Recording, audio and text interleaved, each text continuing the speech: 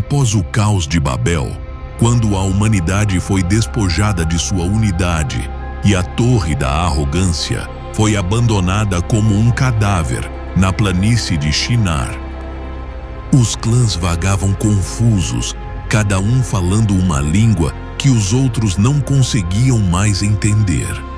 Foi um julgamento de Deus, mas também um novo começo. Os cananeus, filhos de Cam, descendentes de uma linhagem marcada pela desobediência, vagaram das ruínas de Babel para novas terras, movidos pelo desejo de grandeza, ambição e domínio. Eles caminharam por dias, semanas, talvez anos, cruzando desertos cruéis, colinas escaldantes e vales sem nome. Até que um dia, eles chegaram ao Vale do Jordão. Ali, diante de seus olhos, um paraíso se descortinava. Uma planície verde, úmida e fértil, coberta de árvores frutíferas, campos dançando com espigas douradas de trigo e um rio que serpenteia por ela, como se a própria terra estivesse respirando. E ali disseram: aqui edificaremos a nossa glória, aqui restauraremos Sodoma. A fundação foi brutal, assim como a vontade de seu povo. Sodoma foi construída com sangue e fogo, pois cada pedra foi arduamente conquistada, cada centímetro de terra irrigado com suor e conquista. Os cananeus trabalhavam como homens possuídos. Eles esculpiram a rocha com ferramentas de bronze, traçando ruas retas que cruzavam a cidade como veios de ordem e poder. Eles construíram muros altos, grossos e invencíveis, como se desafiassem o mundo a tentar entrar sem permissão. Eles dominaram a engenharia. Eles construíram canais perfeitos que traziam as águas do Jordão para seus campos, suas praças, seus jardins. Eles dominavam a agricultura e a terra, como que encantada, respondia-lhes com abundância: figos, tâmaras, cevada, uvas e linho. Logo, a cidade começou a atrair povos distantes. Comerciantes chegavam do Egito, caravanas da Arábia, viajantes da Anatólia. Todos queriam ver a joia da planície. As casas de Sodoma eram altas, feitas de pedra branca, com portas largas e terraços espaçosos. Tecidos roxos pendiam como bandeiras na brisa, e o aroma de incenso e pão fresco assado se misturava no ar. Havia fontes esculpidas com cenas mitológicas, jardins suspensos irrigados por canais escondidos e praças onde músicos tocavam alaúdes, tambores e flautas.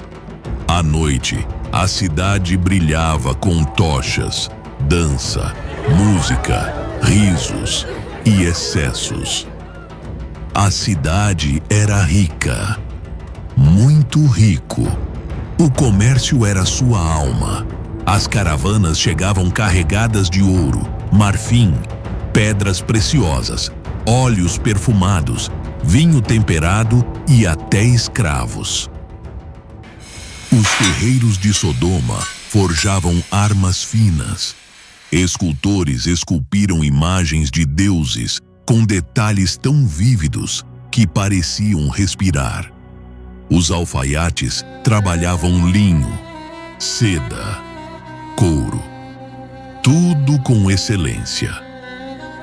E quando chegou a hora de estabelecer um trono, o povo elegeu o mais astuto, o mais carismático, o mais ambicioso de todos, Bera, o primeiro rei de Sodoma. Bera era jovem, com um rosto impecável e uma língua sedutora. Ele possuía o talento perigoso de fazer o imoral parecer certo e o torto brilhar como virtude. Ela governava com um sorriso encantador, mas por trás dele havia uma corrupção tão profunda quanto silenciosa. Sob seu reinado, Sodoma atingiu o esplendor de sua glória e também desceu às sombras de sua mais escura decadência. Por outro lado, ao mesmo tempo em que Sodoma se erguia nas terras férteis do Jordão como uma cidade de poder e ouro, Gomorra foi construída mais ao sul, à sombra de sua irmã mais velha, mas com um coração diferente, mais sutil, mais decorado, mais inebriado de arte e prazer. Se Sodoma era uma joia esculpida com força e ambição, Gomorra era uma flor venenosa de beleza irresistível. Sua fundação era menos brutal e mais estética. Os cananeus que a fundaram eram escultores, músicos, poetas e arquitetos, amantes dos detalhes e da forma. Eles escolheram as colinas suaves ao sul do vale, onde o sol se punha com uma luz dourada ao anoitecer. Ali construíram templos delicadamente decorados, ruas de pedra polida e casas que pareciam palácios, adornadas com jardins suspensos, cortinas de linho tingidas de roxo e azul e fontes onde a água caía como música. Gomorra não competiu com Sodoma em força, mas em elegância. Era a cidade onde as artes floresciam, onde as canções contavam lendas e os teatros encenavam dramas de deuses e paixões humanas. O povo se entregou ao deleite dos sentidos. Cada festival era uma celebração do corpo, dos prazeres, da liberdade ilimitada. Ali, o sagrado se confundia com o sensual. Os rituais de fertilidade tornaram-se espetáculos de massa, onde homens e mulheres, embriagados de vinho e desejo, entregavam-se sem vergonha, sem moral, sem consciência. O primeiro rei de Gomorra foi Birsha, um homem com um rosto afiado, uma voz envolvente e um olhar inebriante.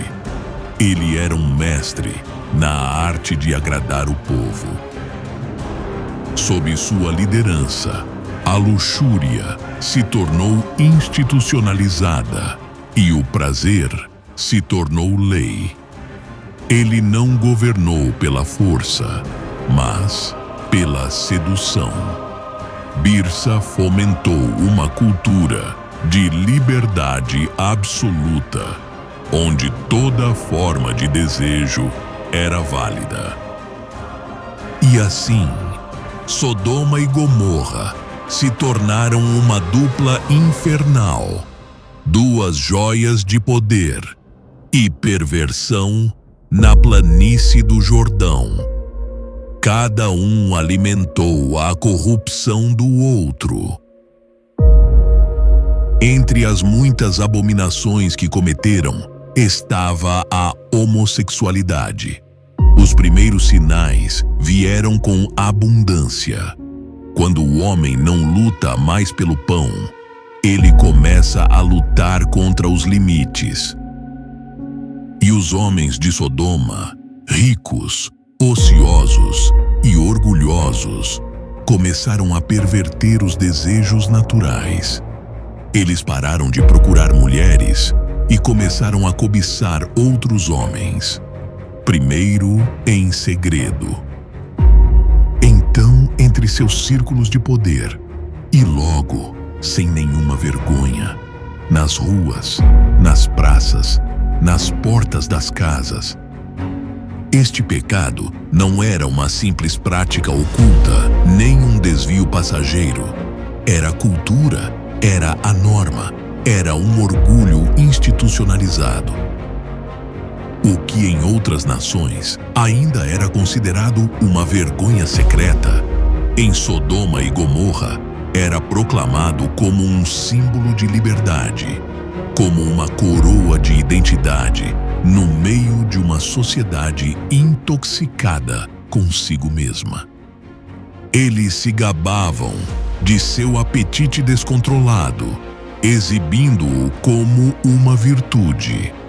Nos banquetes do rei, era comum que os convidados se entregassem a relacionamentos com jovens trazidos como oferendas de desejos. Não havia necessidade de esconder isso. Não havia necessidade de silenciá-lo, pois em Sodoma os ímpios foram exaltados e a voz de Deus foi silenciada pelos aplausos dos homens. Templos dedicados a deuses falsos eram lugares onde a fertilidade era adorada, não pelo amor conjugal, mas por atos que violavam tudo o que era sagrado. Homens com homens, padres com acólitos, velhos com jovens, tudo sob o disfarce de uma conexão espiritual, todos protegidos sob a bandeira de uma falsa divindade. O prazer era seu Deus, perversão, sua liturgia. As crianças cresceram vendo a impureza como um exemplo. Ensinaram-lhes que não há limites, que o desejo é a única lei. Foram-lhes mostradas imagens, foram-lhes contadas histórias e foram-lhes instruídos a rejeitar qualquer ensinamento que viesse de um Deus de proibições. Os juízes não puniam a imoralidade. Pelo contrário, eles puniam a pessoa justa que a denunciava e os estrangeiros que passavam pelas portas da cidade. Os homens de Sodoma não os consideravam como hóspedes, mas como presas de sua luxúria. Ninguém entrava em Sodoma sem ser tentado, sem ser tocado, sem ser testado. O ato mais sagrado, a união entre o homem e a mulher, projetada por Deus desde o Éden, foi pisoteado, ridicularizado e substituído por uma cultura de relacionamentos não naturais, dominados pelo desejo de dominância, prazer e ego. Não havia amor. Não houve fidelidade. Apenas impulso, apenas desejo, apenas carne e prosperidade. E foi justamente essa prosperidade que atraiu Ló. Enquanto vivia com seu tio Abraão, Ló também prosperou muito. Seus rebanhos cresceram, suas tendas se multiplicaram e suas posses se tornaram tão extensas que um conflito inevitável logo surgiu. Os pastores de Abraão e os pastores de Ló discutiram. Eles colidiram. Eles acusaram um ao outro. A terra não podia mais conter tanta bênção. O que antes era unidade, agora era tensão. A harmonia que antes os unia começou a se romper sob o peso da abundância. Foi então que Abraão, o homem do altar, o amigo de Deus, ressuscitou com a dignidade de um pai. Ele se aproximou de seu sobrinho Ló, o jovem que ele acolheu desde a morte do pai. Ela olhou para ele com ternura, mas também com firmeza, e disse: que não haja conflito entre mim e você. Se você for pela esquerda, eu irei pela direita. Você escolhe primeiro. E Ló levantou os olhos, e o que viu mudou seu destino. Diante dele estendia-se a planície do Jordão, um paraíso terrestre. Era como o Éden antes da queda. Campos verdes, águas cristalinas, ar fresco. E ali, brilhando como uma tentação envolta em ouro, estavam as cidades da planície, e entre elas, Sodoma. De longe, Sodoma era um espetáculo. Suas torres tocavam o céu. Seus mercados cantavam com moedas de prata e ouro. Suas praças estavam cheias de pessoas, aromas, música e risos. Era uma cidade viva, sedutora e poderosa. E Ló caiu diante da sua beleza. Ele não perguntou a Deus. Ele não procurou conselho. Ele apenas olhou e desejou. Foi o começo do fim. Com passos seguros, Ló se separou de Abraão e desceu em direção à planície. A princípio, ele armou sua tenda perto de Sodoma, bem perto, somente nas laterais, mas como uma sombra que se alonga ao anoitecer. A influência de Sodoma o envolvia. Logo, seus negócios estavam dentro da cidade. Depois, a casa dele. Então, seu coração. Ló vivia em Sodoma, no meio da perversão, da libertinagem, do pecado. E ele não saiu. Embora sua alma justa estivesse angustiada com o que viu, o luxo falou mais alto com ele. O conforto o embalou para dormir. O silêncio o acorrentou. Ele buscou prosperidade, sem considerar as consequências que essa decisão teria sobre sua família. Então, cego pela abundância, ele seguiu seu próprio caminho, sem considerar o futuro de seu povo. Ali, no meio daquela cidade corrupta, Ló criou suas filhas, jovens mulheres puras, nascidas sob a fé de seu pai, mas expostas todos os dias à escuridão de Sodoma. Eles viram a perversão com seus próprios olhos. Eles ouviram os gritos que rasgavam as noites, testemunharam os rituais impuros que eram realizados em plena luz do dia.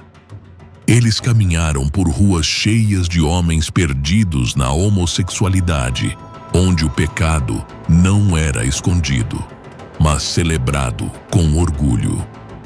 Eles cresceram em um lugar sem altar, onde o nome de Deus era ridicularizado, onde o impuro se tornou costumeiro e o sagrado uma lembrança esquecida. Apesar disso, as filhas de Ló estavam prometidas a 2 homens de Sodoma. Mas eles não temeram a Deus. Eles faziam parte de Sodoma, nasceram em suas ruas, moldados por seu ambiente. Eles podem não ter participado dos piores excessos, mas não eram justos, nem santos, nem obedientes ao Deus de Abraão. E assim, a vida continuou em Sodoma e Gomorra. A cada dia, essas cidades afundavam mais e mais em uma rebelião aberta e flagrante contra Deus. Mas Deus não deixaria isso passar despercebido. O Todo-Poderoso, que tinha sido paciente, que tinha esperado, que tinha observado em silêncio, tinha ouvido o clamor. Um grito que surgiu da terra como fumaça amarga. O clamor dos oprimidos, dos justos desprezados, da inocência profanada, chegou ao trono do céu. E então, o julgamento foi decretado. Mas antes que o fogo descesse, Deus decidiu visitar seu amigo, Abraão. No calor do dia, enquanto o patriarca estava sentado na entrada de sua tenda, o Senhor apareceu a ele, acompanhado por 2 homens celestiais. Abraão os viu, correu em sua direção e os honrou, sem saber que naquele momento estava prestes a ouvir uma frase que abalaria seu coração. O clamor contra Sodoma e Gomorra é grande, disse o Senhor, e o seu pecado é muito grave. Vou descer agora e ver se cometeram a sua iniquidade. Abraão estremeceu. Ele pensou em seu sobrinho Lot, na sua família, na possibilidade, ainda que remota, de que ainda houvesse pessoas justas em meio a tanta escuridão. E com lágrimas na alma e voz trêmula, ele intercedeu diante de Deus: destruirás também o justo com o ímpio? Senhor, se houvesse 50 justos, os destruirias? E Deus respondeu: se eu encontrar 50 justos em Sodoma, pouparei a cidade inteira por amor deles. E Abraão insistiu: e se fossem 45, 40, 30, 20, 10? Mas em cada apelo, a resposta era a mesma: se houver 10 justos, eu perdoarei. Contudo, em toda a terra de Sodoma e Gomorra, nem mesmo aquele pequeno raio de luz foi encontrado. O mal contaminou tudo. Até mesmo os noivos das filhas de Ló zombaram da mensagem de salvação. E então, os 2 anjos partiram para Sodoma.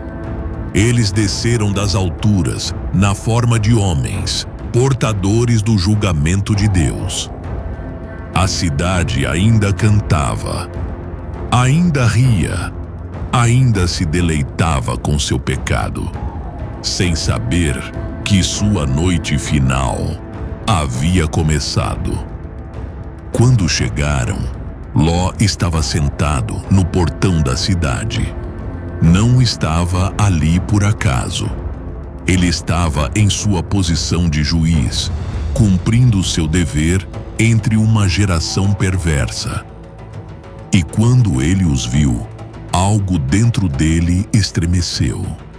Ele se levantou imediatamente, prostrou-se no chão e implorou que entrassem em sua casa. Eles concordaram com o convite e entraram na casa de Ló. Eles fecharam a porta atrás deles, e a noite caiu sobre Sodoma, como um cobertor espesso e silencioso. Mas o inferno estava prestes a acontecer. Não demorou muito. A notícia se espalhou como fogo. Estranhos chegaram, homens novos, diferentes, e os rumores despertaram a luxúria adormecida da cidade. De cada esquina, de cada casa, de cada rua imoral, eles começaram a se reunir. Jovens e velhos, todos os homens de Sodoma, vieram e cercaram a casa de Ló como uma matilha de cães sedentos. Houve uma batida na porta. Eles estavam gritando. Eles exigiram: onde estão os homens que vieram passar a noite na sua casa? Jogue-os fora Queremos fazer sexo com elas. A perversão não estava mais escondida. Agora ela exigia. Ele queria penetrar até o último canto, até a morada dos justos. Ló saiu de casa em desespero.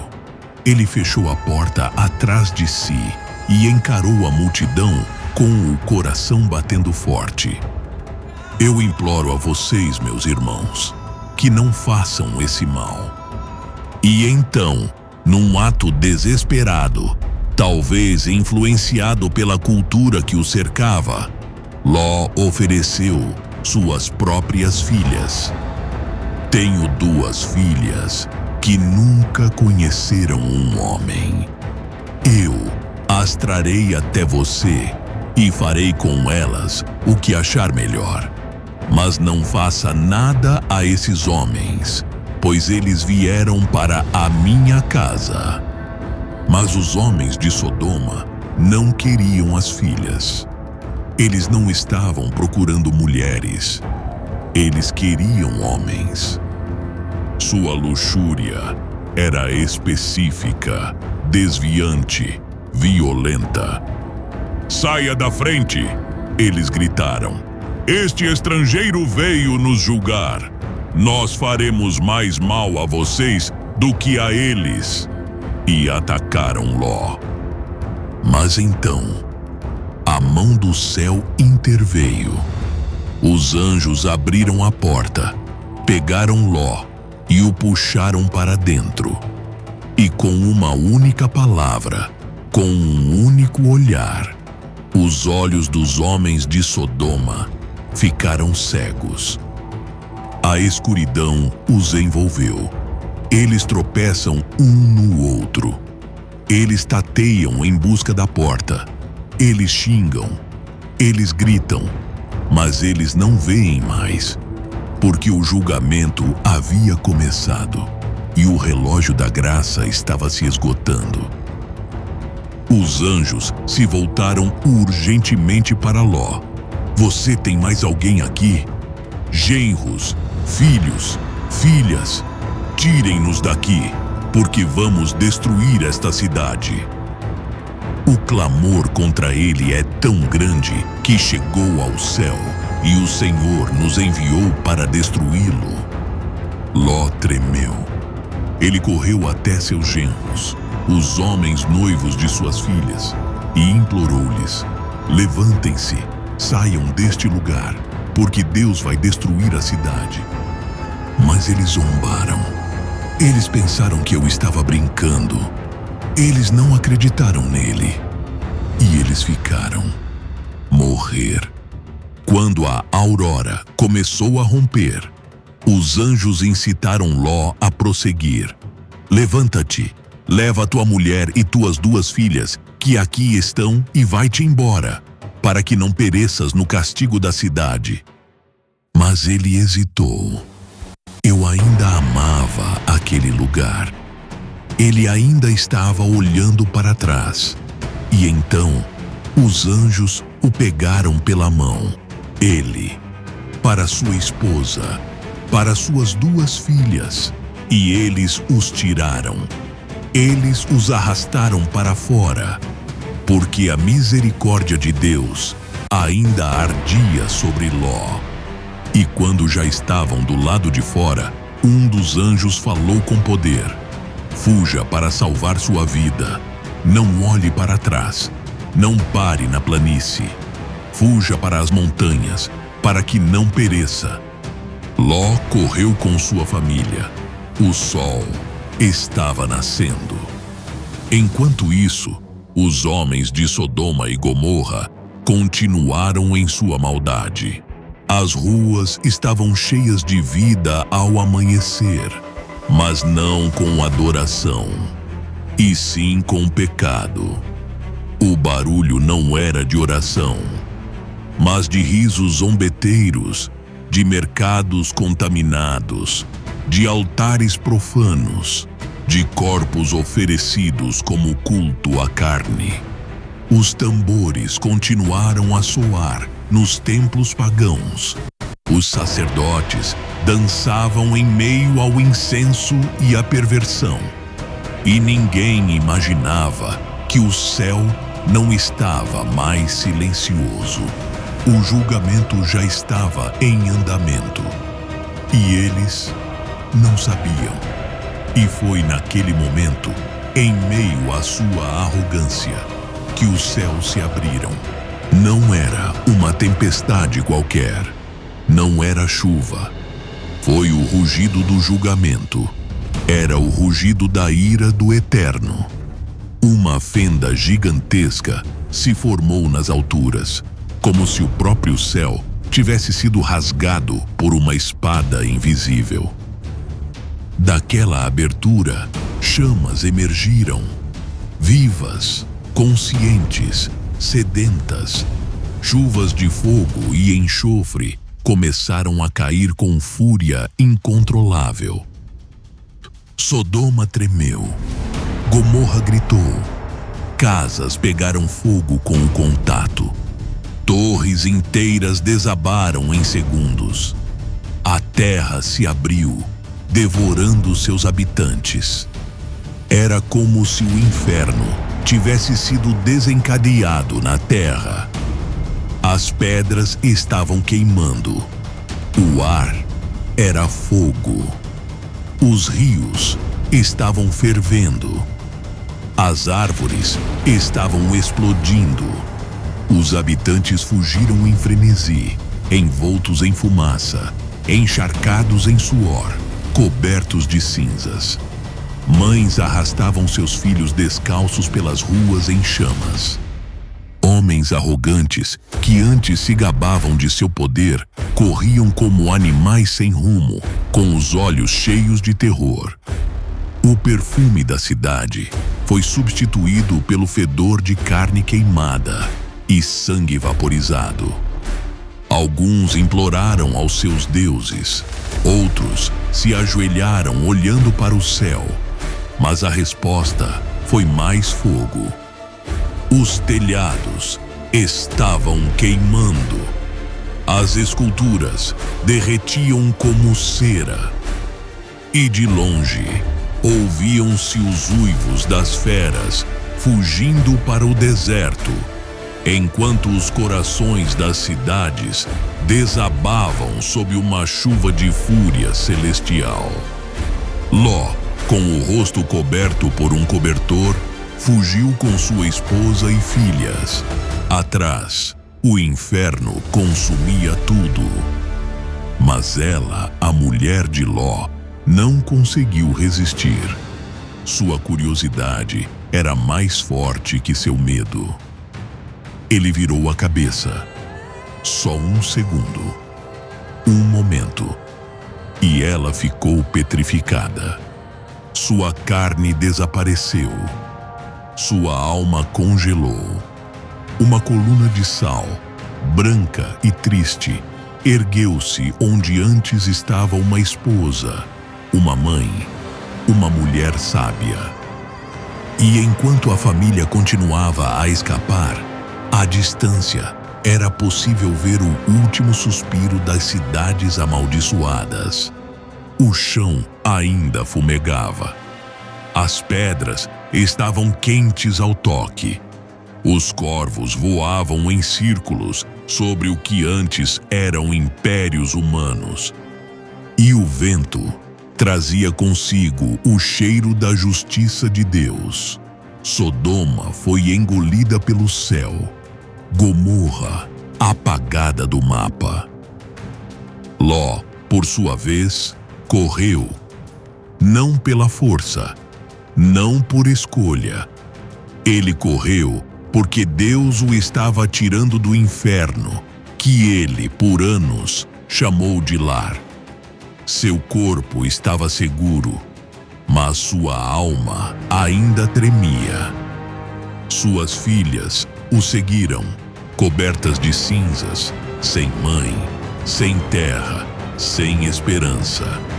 Eles foram os últimos de sua linhagem, os últimos sobreviventes do Apocalipse. Eles chegaram a Zoar, uma cidade pequena e insignificante, ignorada pelas chamas, mas não por medo. Lá não choveu fogo, mas choveu pesadelos. Ló não conseguia dormir. Ele viu rostos em chamas em seus sonhos. Eu ouvia gritos toda vez que fechava os olhos. Ele sentiu o peso da esposa se transformar em sal, com um único virar de cabeça. Não havia paz em Zoar, apenas um sussurro constante que dizia: ainda não acabou. E assim, o medo os expulsou novamente. Como sombras, eles subiram as montanhas, e ali, na solidão de uma caverna, eles se esconderam. A escuridão os abraçou. O frio penetrou seus ossos, e o silêncio falou com eles. Naquele abismo de solidão, sem homens, sem gente, sem esperança, as filhas de Ló começaram a conversar entre si. Eles cresceram em Sodoma, em meio a orgias, idolatria e perversão. Embora tenham escapado do julgamento, o julgamento não lhes escapou. E ali, entre as pedras, a ideia brotou. Uma ideia que só pode nascer de um coração deformado pelo pecado. Não há homem na terra que possa entrar em nós. Vamos embriagar nosso pai e deitar-nos com ele para conservarmos a descendência. E assim fizeram. Na primeira noite, eles prepararam o vinho, serviram e serviram. Ló bebeu até ficar inconsciente. E quando o silêncio reinou, a filha mais velha entrou na caverna. Ela dormiu com o pai, e ele não sabia quando se deitava ou quando se levantava. O pecado foi semeado. Na noite seguinte, eles repetiram o ato. A mais nova seguiu os passos da irmã. Ló, bêbado novamente, dormiu com sua segunda filha, e ele também não sabia. Naquelas noites escuras, no fundo da caverna, o pecado que Deus havia enterrado sob o fogo ressurgiu no ventre daquelas jovens mulheres. E daqueles ventres nasceram Moabe e Ben-Ami, dois nomes que seriam uma maldição por gerações.